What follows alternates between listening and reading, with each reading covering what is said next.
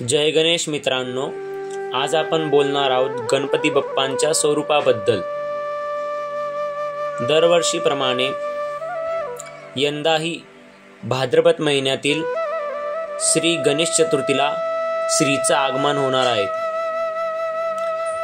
आगमनासाठी आज पण बाजारात प्रत्येक ठिकाणी सुशोभित मूर्ती आलेल्या आहेत। पण गणपती बाप्पांची मूर्ती सजवून घेणं किंवा गणपती बाप्पांच्या मागचं डेकोरेशन यातच माणसाचा वेळ जात असतो।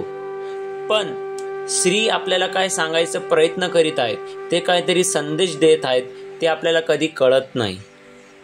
हा जो स्वरूप आहे बाप्पांचा, हा स्वरूप आम्हाला काहीतरी शिकवित आहे, यामागे कोणीही विचार करत नाही। तर चला आपण आज या स्वरूपाचं विचार करणार आहोत आणि लोकांपर्यंत बाप्पा काय सांगत आहे हे संदेश देणार आहोत।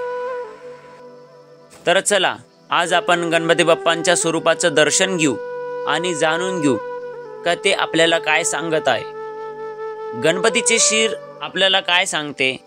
गणपतीचे मस्तक हे हत्तीचे आहे।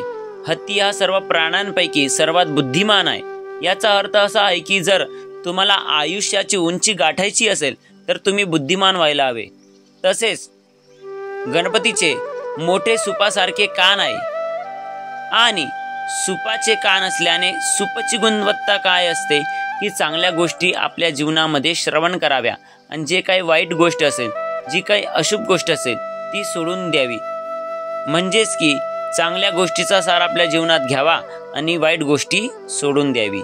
तसेच गणपती बाप्पांचे छोटे डोळे एखाद्या व्यक्तीला जीवनात सूक्ष्मदृष्टी ठेवण्यासाठी प्रेरणा देतात। जसं की सूक्ष्मतेने बारीक सारीक गोष्टीचा विचार करूनच निर्णय घ्यावा। त्याचप्रमाणे गणपती बाप्पांची जी लांब सोंड आहे ती दूरवर वास घेण्यास सक्षम आहे, जो आपल्याला दूरदृष्टी ठेवण्यास शिकवितो। याचा अर्थ असा आहे की आपण दूरच्या विचाराने चालले पाहिजे आणि कोणत्याही धोक्याची अगोदरच जाणीव करून घेण्याचा किंवा त्याचा अंदाज घेण्याचा गुणवत्ता आपल्यात असायला पाहिजे। तसेच गणपतीला लंबोदरही असे म्हणतात।